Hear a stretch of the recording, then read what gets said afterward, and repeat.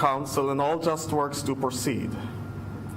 Give unto your servants that peace which the world cannot give, that both our hearts may be set to obey your commandments, and also by you, being defended from all fear of the enemies, we may pass our time in rest and quietness, through the merits of Jesus Christ our Lord.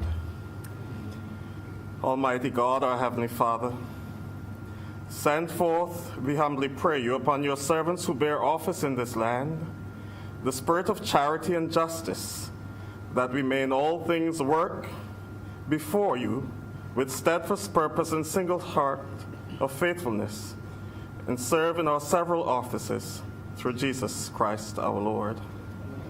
To say together the Lord's Prayer. Our Father, who art in heaven, hallowed be thy name. Thy kingdom come. Thy will be done on earth as it is in heaven. Give us this day our daily bread, and forgive us our trespasses, as we forgive them that trespass against us. And lead us not into temptation, but deliver us from evil. For thine is the kingdom, the power, and the glory, forever and ever. Amen. And may the grace of our Lord Jesus Christ, the love of God, and the fellowship of the Holy Spirit be with us all now and forevermore. Amen. The Senate is now in session.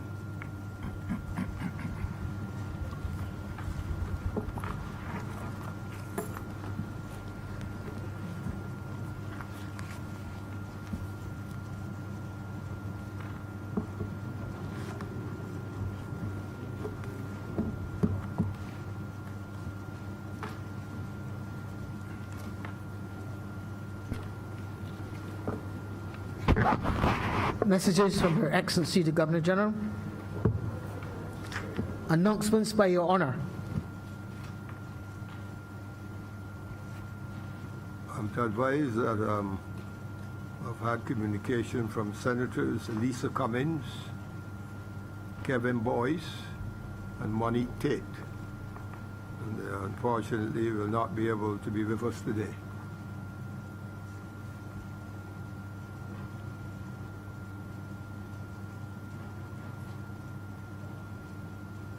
Another?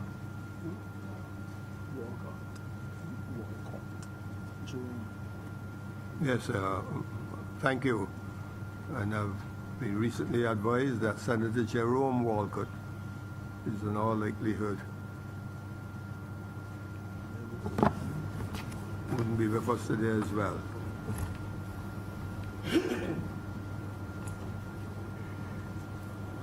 Presentation of petitions. Presentation of papers.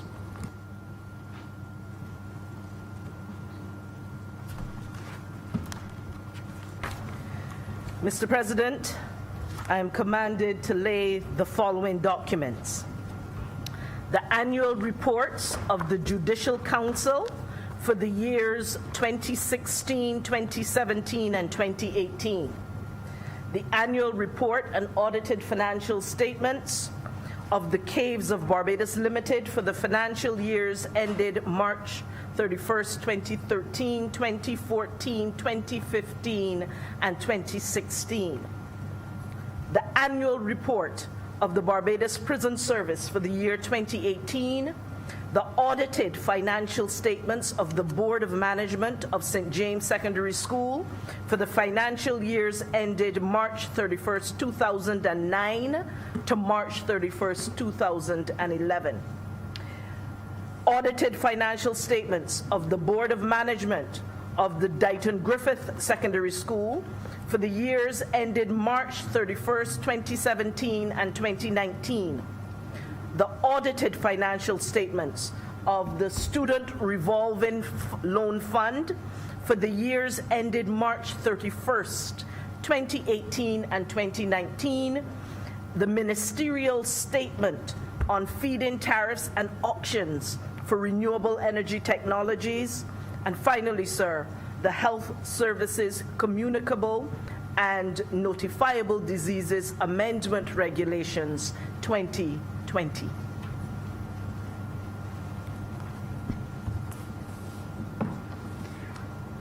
Reports from select committees.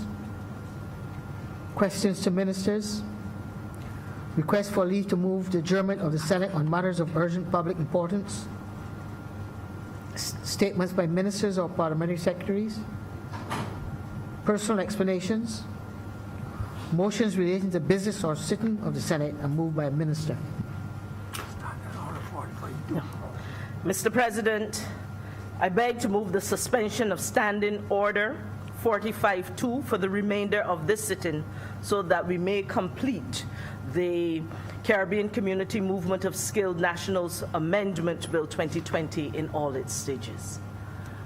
The question is that Standing Order 45-2 be suspended for the balance of today's sitting.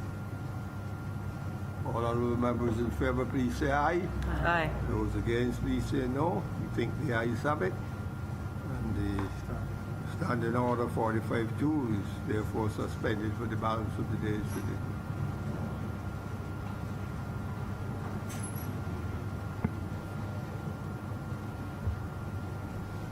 Introduction of bills.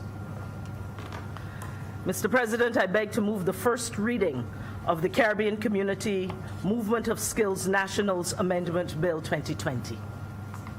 The question is that the Caribbean Community Movement of Skilled Nationals Act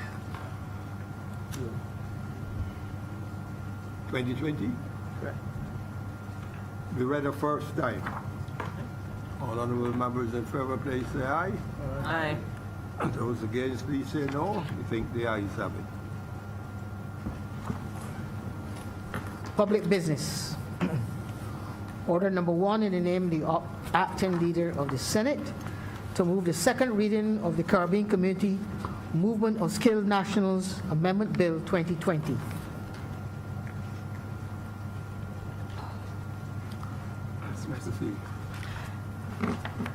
Mr. President, as I stand to introduce the bill before this Honourable House, for those who celebrate Valentine's Day, I wish you all a very happy Valentine's Day, and I trust this will be a day of love, sir, here in this Honourable Senate. She's assuming other work. Mr. President, it was in July 2001 that the Caribbean community established what is called the CARICOM Single Market and Economy. And we did so, sir, by signing what is called the revised Treaty of Chaguaramas. And it is that revised treaty to which I will refer throughout this presentation. The SME, which while established in 2001, it was not formally launched, sir, until a few years later in 2006. And since that formal launch, the Conference of Heads of Government, which is that supreme decision-making organization of the Caribbean community, as well as other organs of the community, they have taken many decisions to deepen the integration process in the region, how we collaborate, how we work together, how we harmonize our policies and our systems so we can function as one market, ideally, of course, and nothing is ever ideal, but in step with each other. When such decisions are made, though, Mr. President, the decisions made by either the Conference of Heads of Governments or other organs of the Caribbean community, they may not only necessitate amendments to the revised treaty to which I spoke and to other related instruments. These decisions also require, sir, that governments such as Barbados and other member states also make amendments to the laws in our own countries to give effect to the community's decisions. So why this bill, sir? Because this bill now before the Honourable House, the Caribbean Community Movement of Skills Nationals Amendment Bill, it allows Barbados to make changes to our domestic law to carry out the decisions of the community as it relates to the movement of skilled persons. And the intention is that such skilled persons or skilled nationals would be able to move free of hassle and impediment throughout the Caribbean region, or at least through those countries that participate in the movement of skills regime. And I say that, sir, because the movement of skills regime within the Caribbean community and within the CSME is only one of 5 such regimes. The others are the provision of services, the trade in goods, the right of establishment, and the movement of capital. And so the movement of skills is just one of the 5 regimes that are part of the Caribbean single market and economy. And sir, the authority for this comes also from Article 240 of the revised Treaty of Chaguaramas that reads, if I may quote, sir, "The member states will undertake to act expeditiously to give effect to decisions of competent organs and bodies in their municipal law." Furthermore, Mr. President, the Caribbean Court of Justice, which is the highest court recognized by Barbados and the final authority on disputes relating to interpretation and the application of the revised treaty, that CCJ, the Caribbean Court of Justice, it states in paragraph 52 of its judgment, Shanique Myrie versus the State of Barbados, that, and I quote, sir, with your permission, "It is the obligation of each state having consented to the creation of a community obligation to ensure that its domestic law, at least in its application, reflects and supports community law." I started here, Mr. President, to share why the government of Barbados, as a signatory to the revised Treaty of Chaguaramas, is not just obligated, but we are also, sir, keen to fulfill our regional commitments as a good regional partner.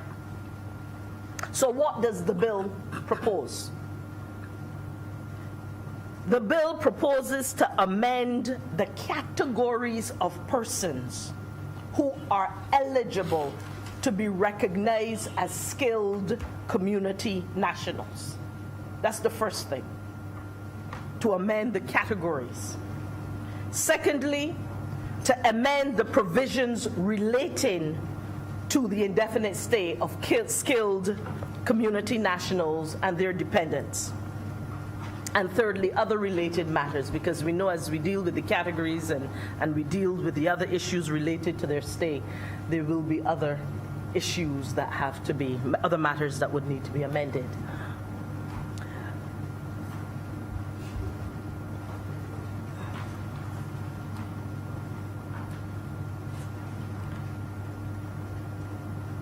Mr. President, you would know that for persons to qualify under the movement of skills regime, they must possess some kind of CARICOM certificate that recognizes their skills. And they're allowed to seek employment in any of the participating states without a work permit and to remain indefinitely in that country. Where we started would have been with Article 46, sir, of the revised Treaty of Chaguaramas that identified 5 categories of skill. And it had to be graduates of the University of the West Indies, media workers, our journalists and others, sports persons, our cricketers and our soccer players, our athletes, etc., our artists, and our musicians. Barbados was supportive, and indeed Barbados granted access for CARICOM nationals with these skills, the right to seek employment in Barbados. But over the years, sir, the Conference of Heads of Governments, they increased the number of categories of skilled workers who could benefit from the movement of skills regime, adding on to those 5 that I just mentioned. These categories, these expanded categories, along with the year that they were approved, were that artisans with CARICOM vocational qualification, the CVQ. In 2006, they were added. Non-graduate professional teachers were also added in 2006. Non-graduate professional nurses were added in 2006. holders of an associate degree and comparable qualifications. They were added a year later in 2007. Household domestics with a CVQ, with a CARICOM vocational qualification or equivalent qualification, they were added in 2009, sir.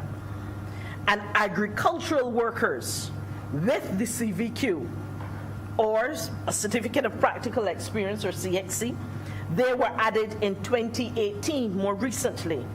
And security guards with a CVQ and registered with an agency, they were added in 2018.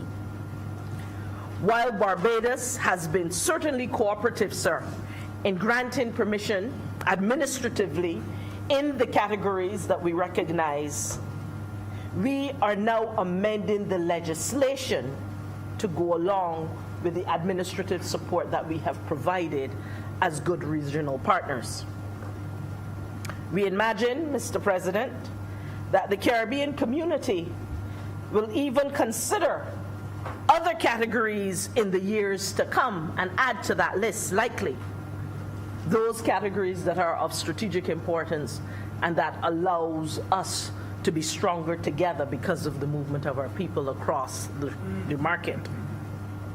The skills regime, sir, was set up as a phased approach to what would ultimately be the free movement of all people across the region.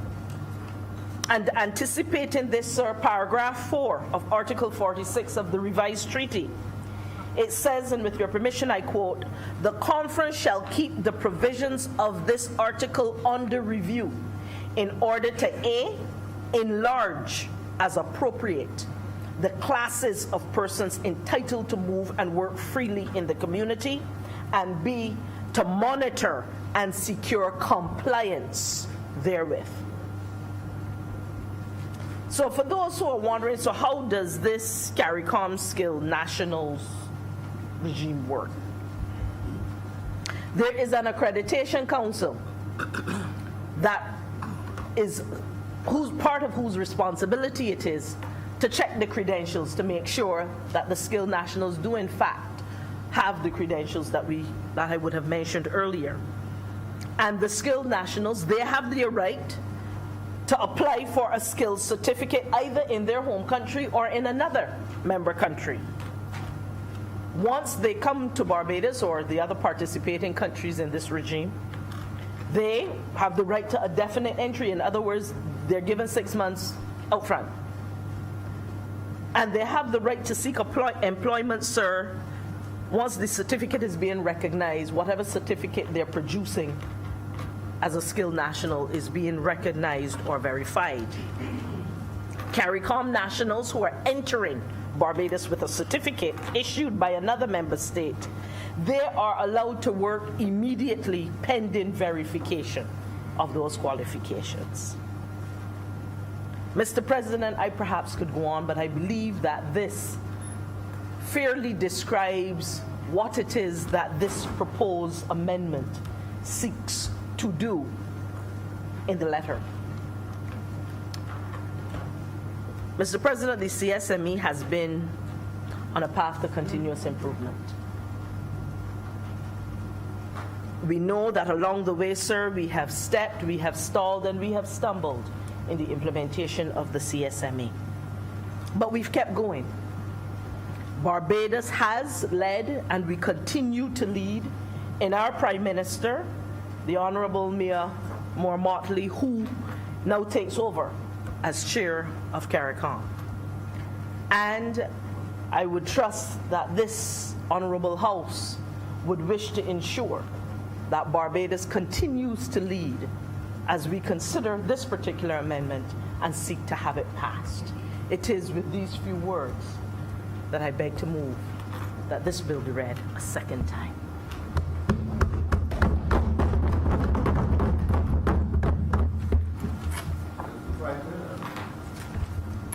Thank you very much, Mr. President.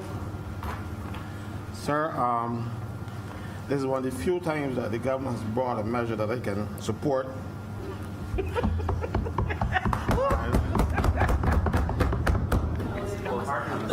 That's right, you got it here. But I still have to make a few comments because I have no difficulty, sir, with the policy that informs this bill. I'm a regionalist. I tell you, I have St. Lucian roots, and I have also connections in Guyana and elsewhere. I have children that are Guyanese. So I don't have the xenophobia that a lot of Bajans have when it comes to dealing with people people who come from outside of Barbados. I don't have that. My only difficulty, sir, is we need to give the country some time to catch up with me. You see, when government brings legislation to Parliament, we shouldn't be passing it in all the stages in one day. We should let the country know what we are doing. I understand the Prime Minister looks good. She wants to set up her legacy, and get these things done for the CARICOM meeting next week. Because I got an email telling me that the Prime Minister wants this thing passed today so that it can be available for the CARICOM meeting next week. That is her legacy. She already has a legacy. She has a legacy of implementing the harshest tax and fees regime on the poor people of this country. And no matter what she does now in the future will erase that legacy, That is fixed. So I understand she's trying to cover, to try to overshadow that. That will not be overshadowed. Trust me. It was heartless and was cruel. I thought you were a little premature to be speaking of her legacy. Yeah. No, sir. You see, a legacy don't happen overnight, sir. You develop it over time. After a while, people you get known for it. But you have to start somewhere. So these are the seeds. These are the seeds of her legacy, and she intends that it would grow and become a great CARICOM statesperson. I remember reading once where an American politician said a statesman is a politician who has been dead 10 or 15 years. You don't become a statesman in your lifetime. But some people do, or tend to do. Sir, what I like about this legislation is that it commands the immigration officers to do certain things. It is specific. It tells the immigration officers, and it doesn't give them a discretion, this is what you must do. Because I have so much difficulty. I was an immigration officer, and when I see the things that some of my fellow officers did and continue to do to people who come to Barbados, especially CARICOM nationals, it hurts me. They deceive them. They don't tell them the truth. And even when they try to get it wrong, they realize that they're being deceived. They even get the ministers to change the law to accommodate the bad practices in immigration. I will speak to that a little later. You see, let me give you some examples. How many of you, and I'm talking about the country now, and not only people in this Senate, know that if you work for the government of Barbados for 7 years or more, under the Barbados Citizenship Act, you are entitled to citizenship. Immigration don't tell anybody. They give you something they call reside and work, and keep you there for God knows how long. Even with the skilled nationals, how they treat these people. People come to Barbados, they say, okay, well, you're a skilled national, you can come and enter Barbados and work, but you can't bring your wife. Well, I am not going to without my wife. There are certain things that wives and husbands do that you should not have you should have available to you when you are at work and away from home and away from your home country. What you expect to do? So now this piece of legislation is saying the dependents can come. So I commend this piece of legislation. It says the dependents can come, and the immigration can't stop them now. They used to stop people from bringing a wife. Well, I don't know if they had shares up at the garrison that they have to make sure that people resort to those kind of activities. They force people into situations like that. They do not. And it is a kind of xenophobia. We don't want them here. But let me tell you something. Years ago, I went to an exhibition in London where my organization was trying to get Barbadians who went overseas to invest in Barbados. And I swear I saw more Barbadians in London than I got in Barbados. Trust me when I tell you that. I was so overwhelmed. I'm walking going down the street and I hear this voice. They say, I hear Belgian voice. Who says, yeah, I been here for 26 years. You could still recognize my Belgian voice? Yeah. We got Belgians all over the place. But Belgians don't seem to want anybody else to come here. At least certain sections. Because let me tell you something. People at the lower level would have integrated long ago, but for politicians and a lot of other xenophobic people. You know, we have a situation where people mix naturally. They come to Barbados and they're embraced by the average man in the street. But it is official, it is rules and all kinds of impositions that immigration and other laws put in people on them that stop people from really mixing and becoming a community with us. It is not what the people want. This is what the people want. You know, the people want to be able to mix with their brothers and sisters from the other islands. It is since we've become independent, and everybody now has their own little island, and everybody wants to show that we are kings and queens in our places and stuff. That has prevented the integration. I remember some years ago, an old friend of mine told me that he saw me in Grenada, and he shouted for me, and I didn't answer. I said, I have never set foot in Grenada. And he insists, you think I don't know you? I said, I've never been to Grenada. Well, as luck would have it, one of my uncles was doing some training with people over the islands. He'd had some computer business. And as it turned out, when he got to the class, a guy said, you are here with?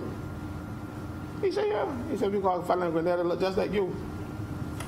Apparently it was one of my grandfather's relatives or brothers or something who went adrift, landed in Grenada, and never came back. Said his own little family down there. He didn't have a birth certificate, he had nothing, but he was embraced. And he set up a branch of our family in Grenada. You know, so it is the people, the average people who mix. It is the officialdom who have been stopping that natural mixing of people, of Caribbean people. So I'm glad that this piece of legislation now is on doing what has been happening in the past. But, sir, my caution. We have a situation where now you're going to allow security guards, I mean they're allowed already, we just put in legislation in place that they can bring their families and stuff. But, sir, we must be cautious. When we bring people into Barbados at the level of security guards and domestics and agricultural workers, government must follow through and put minimum wage legislation in place to protect them. Not only our local jobs, but must protect them from exploitation. Because I know of a company in Barbados who has been paying $7 and $7.50 an hour for security guards. Yes. Senator Moore can tell you. And you fight the unions tooth and nail, insisting that they can't pay anymore. And don't even want to recognize unions. So what government needs to do, yes, let our brothers and sisters come and let us go elsewhere. But when people come here, you have to protect them from exploitation. I have, as I said, sir, no difficulty with the legislation as it stands. I only have difficulty in the mad rush to do it, this legacy building thing.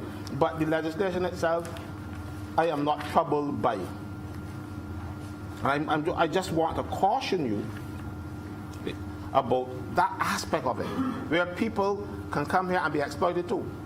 Because we know some countries in the Caribbean, if you pay a guy $100 Barbados a day, when he goes home with that $100 and he sends it home, after a few months, he's a millionaire in his currency.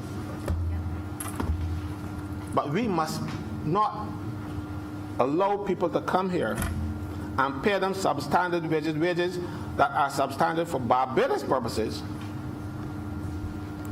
and exploit them and prevent our local people from getting jobs because they are willing to take less. Put a regime in place that says if you're going to hire anybody, local, regional, or international persons, you can't pay them less than this amount. I don't know what the amount would be or what it should be for whatever categories. I am not that skilled. What I can tell you is it is a necessity. We have people who come here to work as domestics, and they're enslaved. People hold a passport, and sometimes the husbands want to integrate them into the family even more than domestics. And when they do not comply or rather acquiesce to that invitation to join the family, they take the passports, immigration, and get it put out.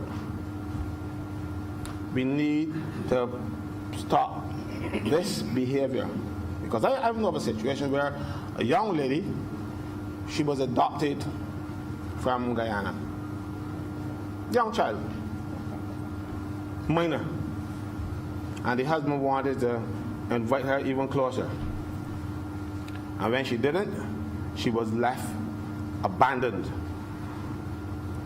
And thankfully I have a lot of problems with my daughter, but my daughter was gracious enough to take her in. So I know what I'm talking about. And that made me very proud of her, because all the trouble she gave me for all the years that she's on earth, she still had these good qualities where she would take in some person who needed it and was desperate, left her to the wind. So we have to protect people who come from overseas from these excesses. It is not a one-off situation that I'm talking about. These things happen. We've had exploitation at the level where you go to the immigration department and we have officers who want concubines in order for those persons to get the stay that they're entitled to in Barbados. It has happened a lot. And when people come to this country, they should not be exploited in this way.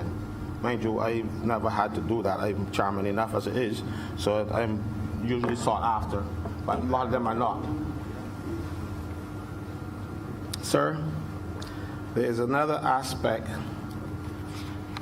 that I want to deal with.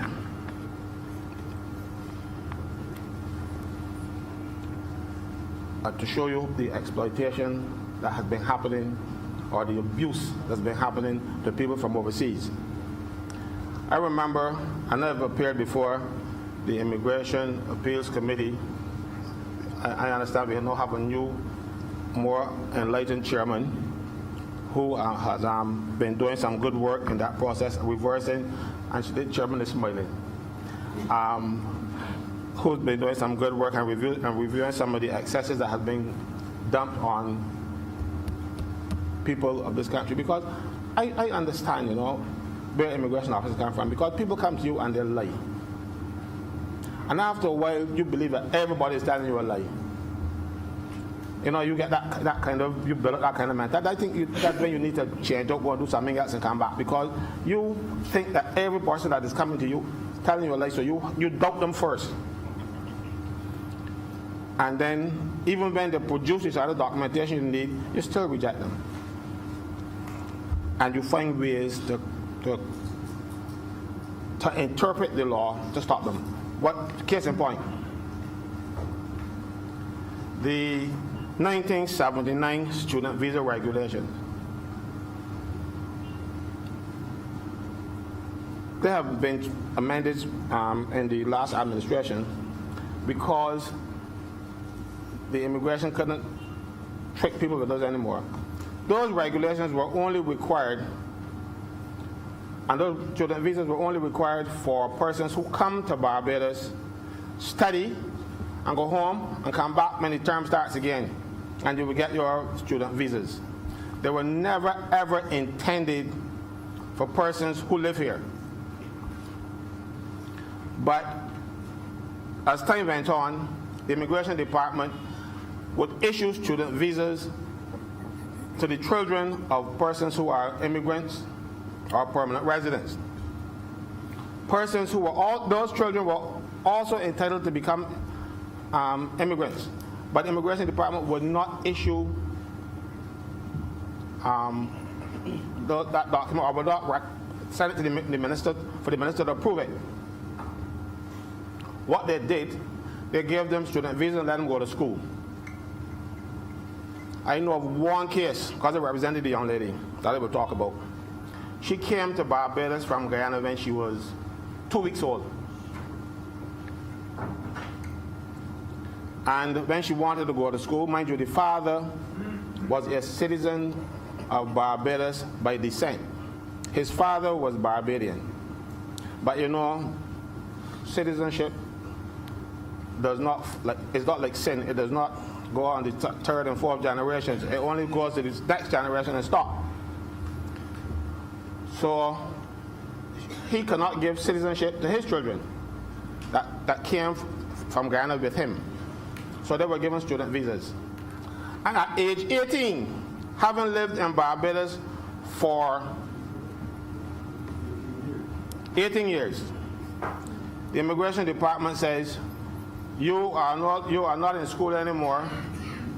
You don't have any stay in Barbados because time on a student visa did not count toward any other status like citizenship or immigration. So basically, they were saying to that child, you have to start fresh, but we are not giving you, so you got to go back to Guyana. The girl don't know Guyana, but that abuse happened to countless people. They were entitled. I know it doesn't happen now because you're dealing with that. And I commend you too. When you do good things, I will say so. You know, I presented that case for that young lady before the committee. And I pointed out what the regulations said. That she was entitled to immigrant status all those years before. And the Immigration Department was so angry, they prevailed upon the minister to change the regulations, to accommodate their bad practices. They do it all the time. Nurses at the QEH came from Guyana, worked 10 years, and then they want to move on, they want to do something else. So they tell them, no. But mind you, the Citizenship Act, Section 4, I think it is, says that if you have 7 years living or working for the government or a combination of both for 7 years, you can become a citizen. You wouldn't tell them anything. I remember one day, a lady came to see me, and when they pointed out to her, she couldn't believe me. She said, but just left immigration, nobody tell me so. I went, took up a copy of the act, showed it to her, and they filled out the forms for her. I signed up for the forms and filled them out. The next day, about 10 nurses were in my office asking me to help them with their forms because they were all being abused by officialdom, people who don't want them out here. And I caution officers to tell them it is not their decision. They are functionaries. They must carry out government policy. And if the government says, whether you like it or not, that this is what we must do, this is what you do. If you don't like it, find another job. I don't care what anybody tells me. They might tell me, oh, you're trade unionists and you're telling people, I am a man with a conscience first. And I'm saying to you, if you have a difficulty carrying out the government policy and the law, then you are in the wrong job. Find something else to do. Emigrate, do whatever you want, but follow the law. The law is now saying that your wife and children can come, your dependents can come. And I don't know why they want to stop people. Barbados is a small society. And everybody knows everybody else. And then I go to St. Lucie and I hear, oh yeah, you got family all down here and stuff. So my cancer hunting was severely limited because of family connections all over the place. I had to have my family connections again and all kind of stuff. So it helps cross-fertilization. You're bringing new blood into Barbados. So I don't see why you want to stop them. Right? So, sir, as I said, this is one of the few pieces of legislation that the government has brought that I can support.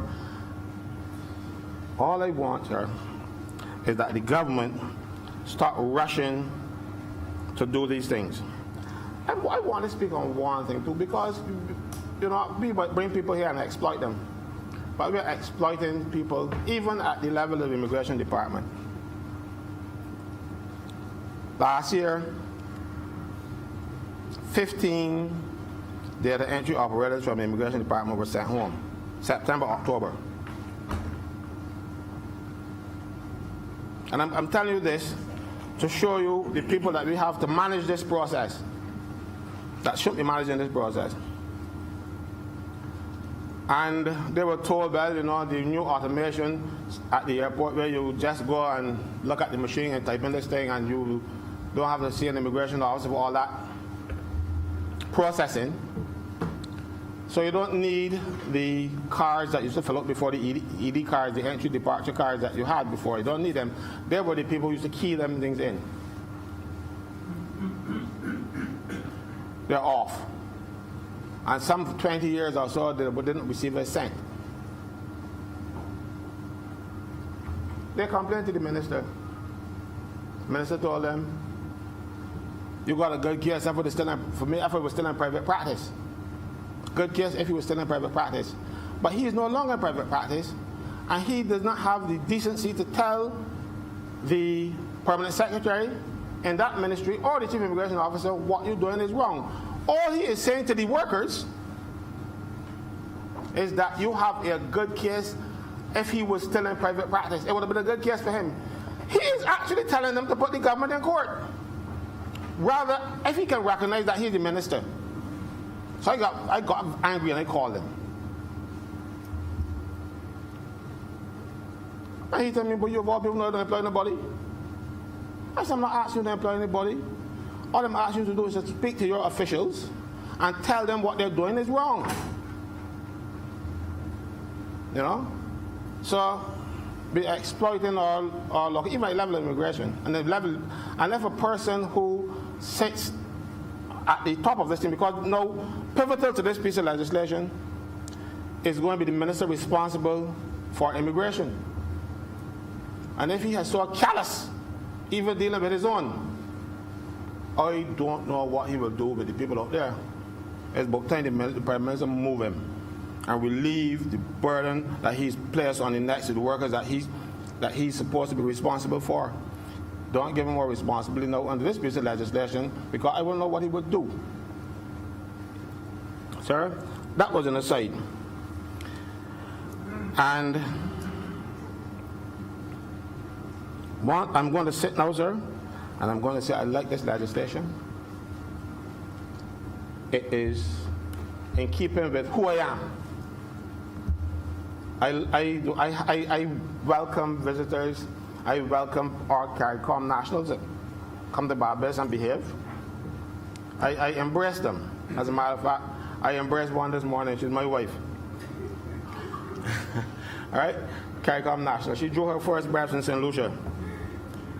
You can't look at her and say that that's the case. You can't look at anybody and see that they come from anywhere else. Treat people well. Sir, with those few remarks, sir, I support this legislation, and I will urge, but I know the government side will support it, and I will urge the members of the independent senators to do likewise. Sir, I'm obliged to you.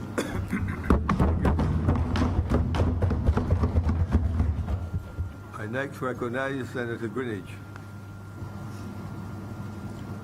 Mr. President, I've made a few notes, and I want to say that I support this legislation, support the amendments to the bill. And I want to begin, sir, by saying that, first of all, this is not a Mayor Motley's initiative. This legislation, if I remember correctly, I remember hearing a debate on this sometime in 2003. So this is just about continuity of government. And what we are doing in this particular piece of legislation is we're doing, sir, almost the entire Caribbean community has pledged to do. We are not sticking our heads out, sticking our necks out. We are trying to get all of the Caribbean to move along on the same path. Yes, sir, we may be a little bit more advanced in our legislation than some of our neighbors, but we see what we are doing as Barbados' contribution to regionalism. I believe, sir, that one of these good days, we should be able to say that the entire Caribbean is our country. One country. As West Indian people, sir, we have to integrate. But as simple as possible, what we're trying to do here, the initiative means that Barbadians can go to other Caribbean islands and work, and in return, Caribbean workers can come here and work as well. So the overarching point has to be made that Caribbean islands cannot achieve anything tangible by themselves, separately. It's not going to be possible in this world of ours. We are all involved, sir, in what can only be described as a common destiny. And we have to unite as Caribbean people or perish. And you know, sir, I was a teacher for years. And whenever I got to the Federation, that part of our history, regardless of which could be a A-level class or a O-level class, I did that lesson one way. I went into that class and I had one stick. Not 6, 8 inches, whatever. And I would always tell the smallest girl in the class, I'd try to pick with the small one and say, come and break this for me. And she would break it. And then I would have maybe about 8 or 10 together, tied. And I would tell you, try, you break this for me. Invariably, she couldn't break it. And it is it is there and then that I began to teach the lesson on federation. And it is there and then that we talked about the federation and where it broke up. That if we try to move through this world one by one by one, we're going to fail. But if we come together as a group, it is much more difficult for anyone to destroy us. And we can be successful. And as I said, I've always used that as the preliminary to my teaching, federation, Carifta, whatever you're going to be teaching in that area.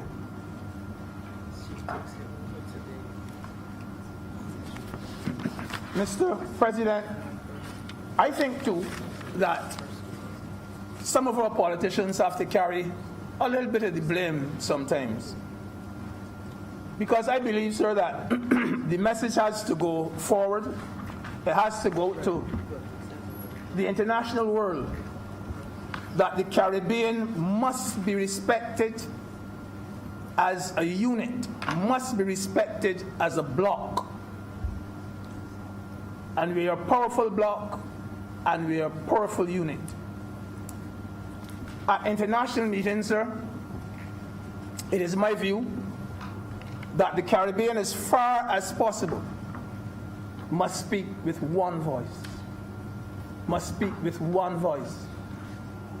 I have had incidents at the ILO where you would think that one was from Biafra and one was from my own Caribbean people at ILO conference.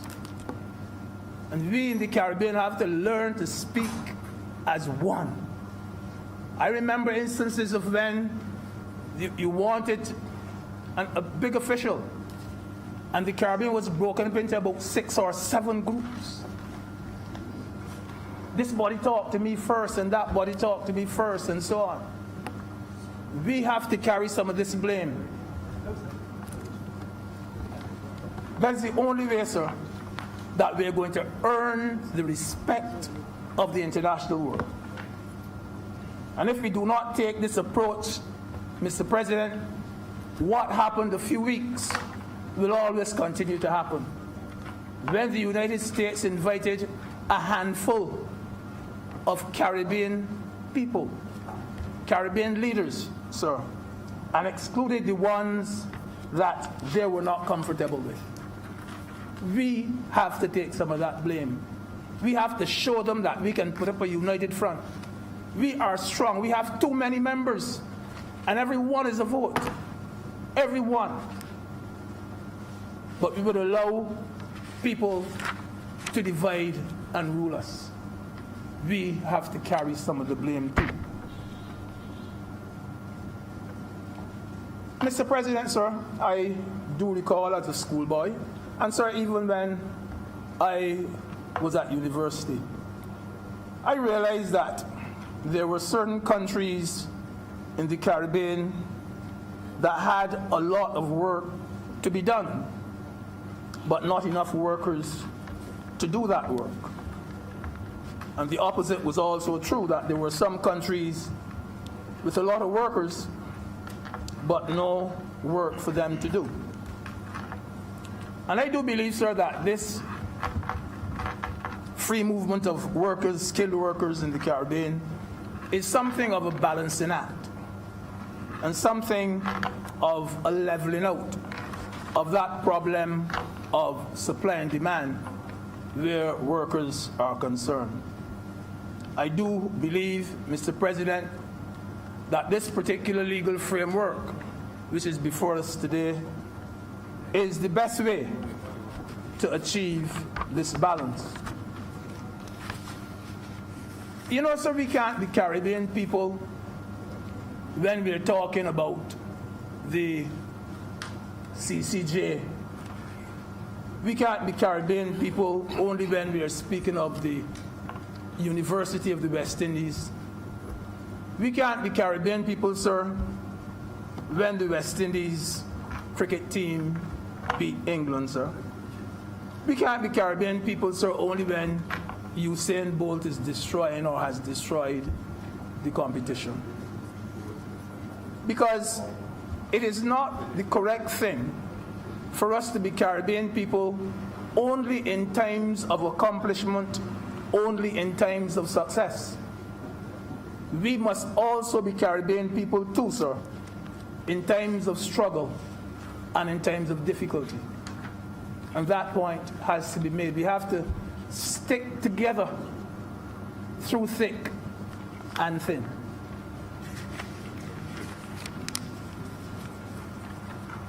We cannot either, Mr. President, close our eyes to what Barbadians around us are saying. We cannot, sir. We may not always agree with what those close to us are saying, but we cannot dismiss their concerns either. This is like a double-edged sword. Some people will talk against this kind of legislation. Some people will, but we can't dismiss them. I believe that all of us in here are ad idem on this particular piece of legislation. But we cannot dismiss or literally diss. You don't even have to add the miss. The ones who are speaking against it.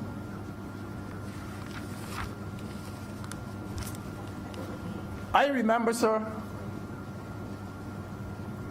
I used to be Minister of Sports. And on about 2 or 3 occasions, I'm sure about 2 occasions, the Carifta Games had to be hosted by one island. In this case, it was one this time and one the next time.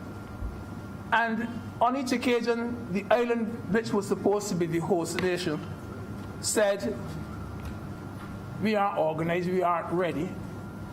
Let somebody else do it. And I volunteered on 2 occasions. And you know that it did not go down well, because people said to me, every time that somebody drops it, why is it that Barbados has to be the one to pick it up? Why is it that every time Liat look as though it is going to crash? Not literally crash, you know what? That Barbados is the first one to put out its hand to bail out Liat. Yes, we want to be seen as a good example for Caribbean unity, but we have to draw the line somewhere. This is what people are saying, and you cannot dismiss what the people are saying. You have to listen to them. That someone else must take up the slack sometimes. It cannot be Barbados all the time. We cannot keep striving to be the nicest country in the Caribbean to our detriment, sir. And people are saying it, and yes, we have to pay some attention to it as well. The other thing I've heard them say, sir, is that when we bring these these Caribbean people into Barbados, that we have to make sure that the need is there for those people. We have to make sure that when people apply, there's need for what they are applying for. Some people may want to come to Barbados only because others are coming. And they're coming here, but they do not know where they are going or what they are coming to do.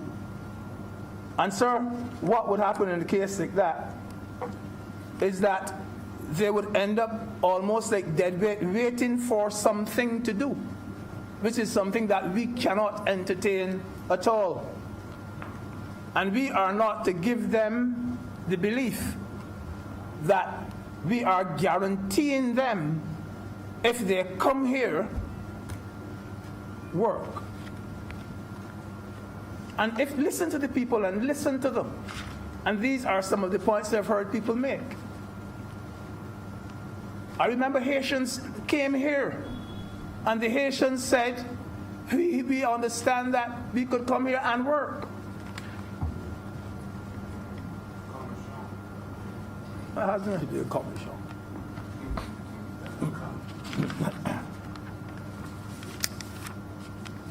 So where the particular topic is concerned, Mr. President, all Barbadians will not see eye to eye on it. I know that some people are what Senator Franklin referred to as xenophobic. Some people are myopic. They can, but we have to listen to them. And, I don't even know if this is the place to make the point. But I can tell you what I've heard with my own ears. I've heard one female say that all those girls from Guyana and so on are coming here to do is to grab up the foolish men but here. I have heard that come to grab up the foolish man but here. But all I'm saying though is that there is need for us to listen, just to listen. And it is a pity, sir, that some people see it that way. It's a pity. But listen to them.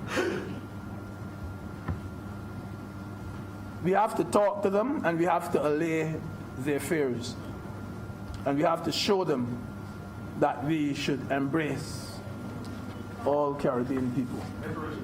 Literally embrace them. I believe, Mr. President, that if a lawyer comes to Barbados to work, I believe, sir, that he will employ a Barbadian secretary, Barbadian legal clerk. I believe so. And we have to remember that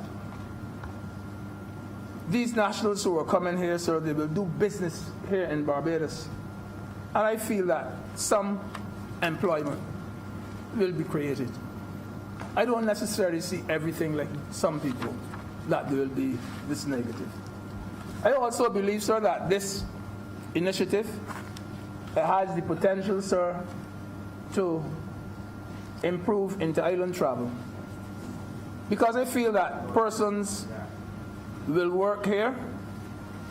I believe that if they're working here, that their friends and their relatives will visit them. And plain and simple. You know, so let us not close our eyes to that particular possibility either, that it may very well improve inter-island travel.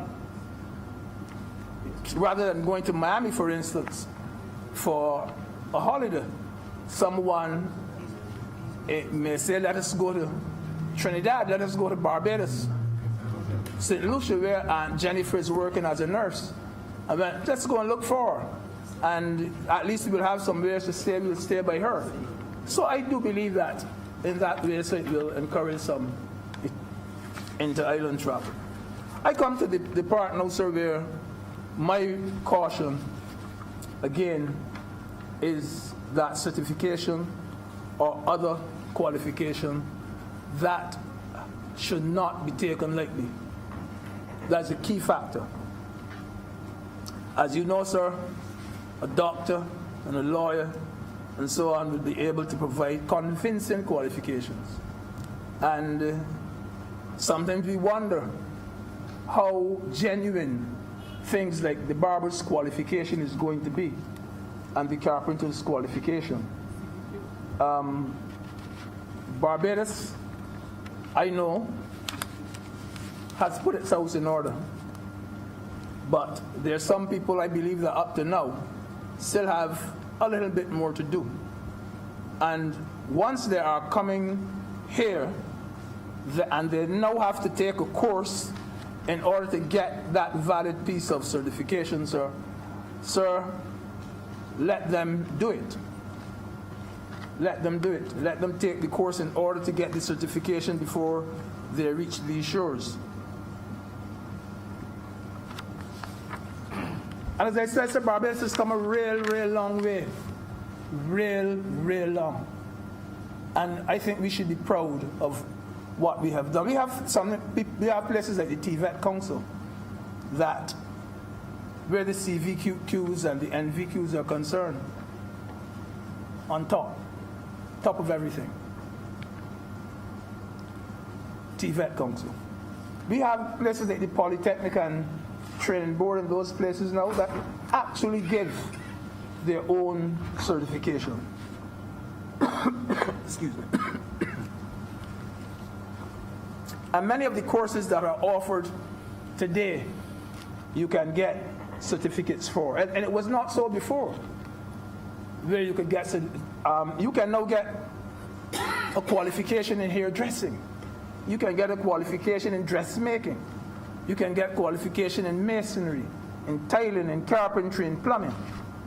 And this was unheard of when I was at school. You think you could get the fellow who used to do a bit of trade with an older fella, that is how he qualified. I remember, sir, when my aunt wanted to do dressmaking, she had to go down by Miss Glenn to do her, and she became an excellent dressmaker. But nothing to show for it, nothing to show that she was qualified. But nowadays, sir, you get it, you can get it.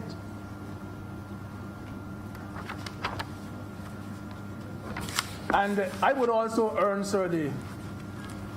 the authorities to make good background checks on those who seek entry under this CARICOM initiative. Even those people like lawyers and doctors and so on. And I also want to urge associations such as BAP and such as the Bar Association to be in constant contact with the similar association in the other countries, because there will always be people who want to move from one place to the next for reasons other than work too. And therefore, you have to be very, very careful with them.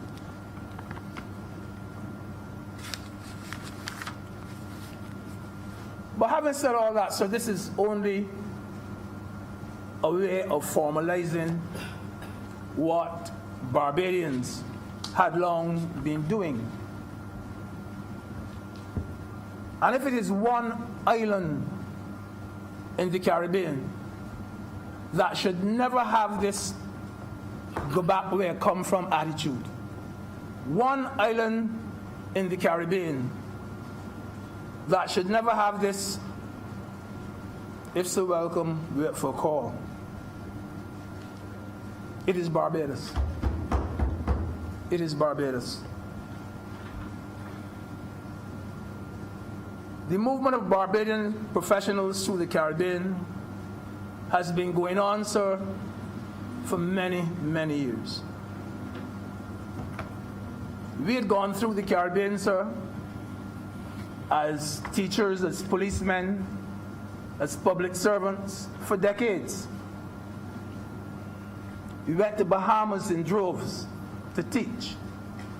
We went to Bermuda, Grenada, Trinidad and Tobago, Guyana, Turks and Caicos. I went there, Cayman Islands, I went there. We went to all those, and for years, sir, Barbadians have been doing it. And all that is happening now is that the types of trades, the types of skills, and the types of other forms of other gainful employment, we're now expanding those skills. And the movement, sir, is now being better organized and better regulated. But as Senator Franklin said earlier, sir, that some Barbadians fell in love in the territories and with the territories. And there's a distinction there. They fell in love in the territories and with the territories. And sir, we may talk till the cows come home. I know people who, when you mention places like Turks and Caicos and Cayman, may say, man, there's remote places and things. Let me warn you now. And Senator Bratt would bear me out on this. You see Turks and Caicos and Cayman Islands, Barbados they are just as advanced, or something even more advanced than Barbados. And I'm serious. I live in both of them, and I could tell you. And Senator Grant visited there, he could tell you too. So, I can also, the point that I want to make was this, that I know people in both Cayman and the Turks and Caicos Islands who will never set foot back in Barbados again. Some of my best friends will never live here again. Never. And they've said that. I will never come back to Barbados to live. I love this place. I love this place. You can see them again.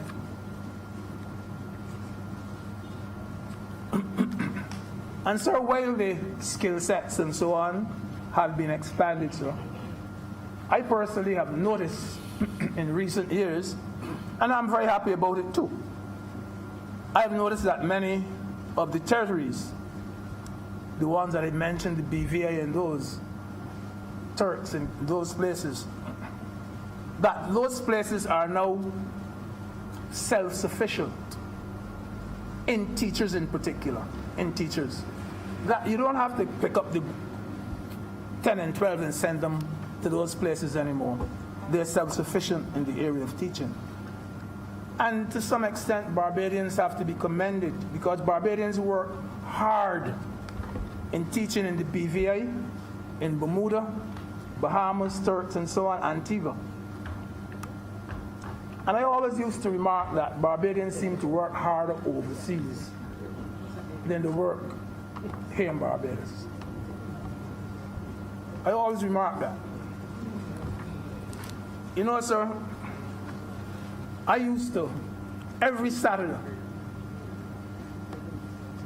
9:30 to 12:30, every Saturday that I was there, in both places, I gave lessons from 9:30 to 12:30 on Saturday, free, never charged a cent. I remember those children would always say, we learn more on Saturdays than we learn during the week. And they used to learn during the week. But there was a kind of informal, I don't know what it was. But it was so to me too that you got home and you drilled home to them in that Saturday setting a bit more than usual. But I say that to say this. I remember one Saturday morning, I used to ride a little Honda 50 to go to school. But a friend of mine, Trinidadian friend of mine, he wanted to borrow it, and he came over to the school where I was, and I came to give him the key. He said, "I'm glad you come here. I want to talk to you." This Trinidadian fellow said, "Look, these children are not Barbadian children, they're Trinidadian children." He said, "And you spoon feeding these children too much." He said, "You spoon feeding these children." He said, "What do you think is going to happen sooner or later? These people are going to produce their own nurses and their own doctors and the lawyers and things and their own teachers in particular," he was saying. "And then there won't be any use for people like me and you." That was his perspective. That was his perspective. And the thing about it, you know, that made me not annoyed, but he ended up by telling me, if you're going to feed them, spoon feed them with a teaspoon. That was his attitude. It was never mine. It was never mine. And I can safely say that one of the students that I taught eventually became the principal of that same school. They always had to bring in principals and bring in teachers, but they're self-sufficient now. I didn't see anything negative about it, but that particular fella, he thought so. And I want to say that my experience too in teaching overseas is that Barbadian teachers, let me say this, Barbadian teachers were loved. They were loved. They preferred the Barbadian to the Trinidadian to the Guyanese to the Jamaican, because they seem to have had a different attitude altogether.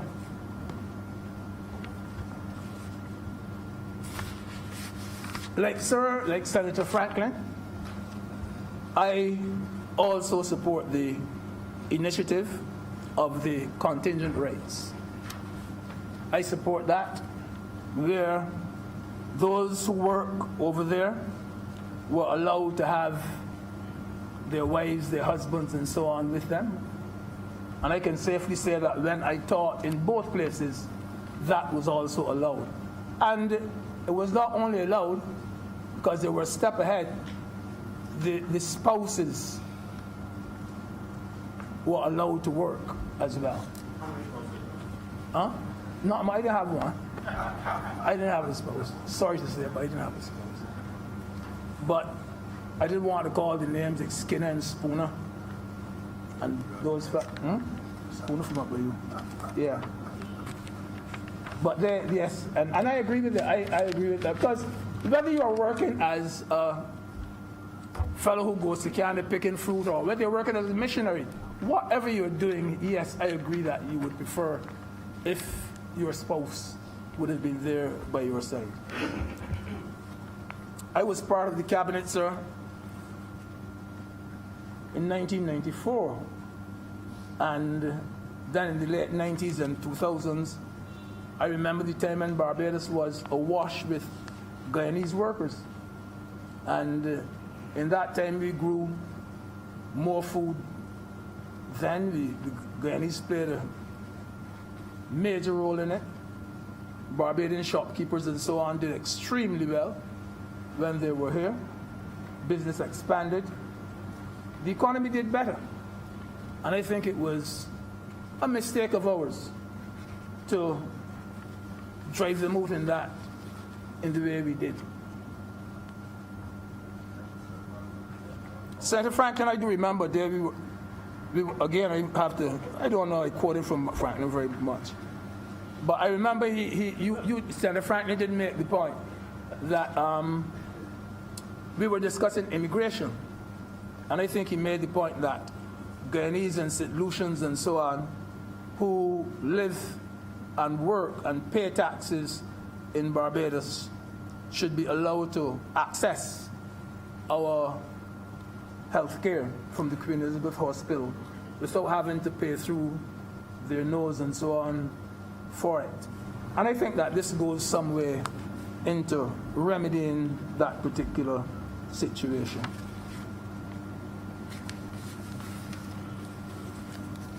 We Barbadians have done well in other territories overseas. There's a young man from Bayfield,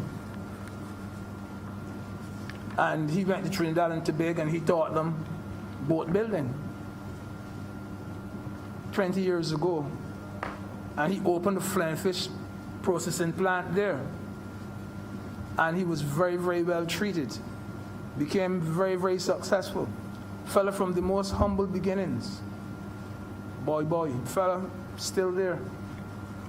And every year now, the same thing seems to be happening. That a lot of the young doctors, in fact, sometimes the QH is so full that some of our young doctors have to go overseas to complete their internship and to look for work. I know, sir, of 3 who are in Tobago. They're Barbadian businesses operating in parts of the Caribbean.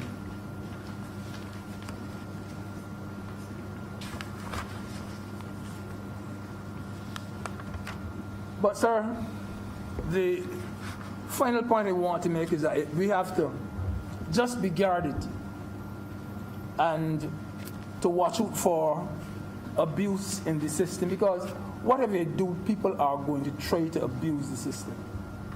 Regardless of what you do, people are going to. You could try to dot all your I's and cross all, but people are going to try to pull a fast one on you. And the same teaching experience that I was talking about, we had about 4 chaps who were there, and they were not qualified teachers, and they used to get qualified teachers' pay.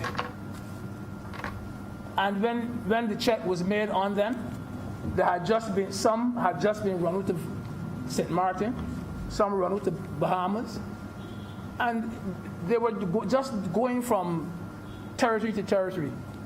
And I don't know if they had, but every time you catch up with them, they ran.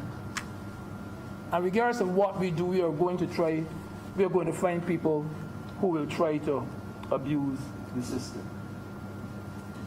There will be ones who come as skilled workers who have no skills whatsoever. And so, Mr. President, I just thought it would be a good thing if I would share some of my experiences and my thoughts with the members of the Senate. And as I said before, I fully support the bill. Thank you very much.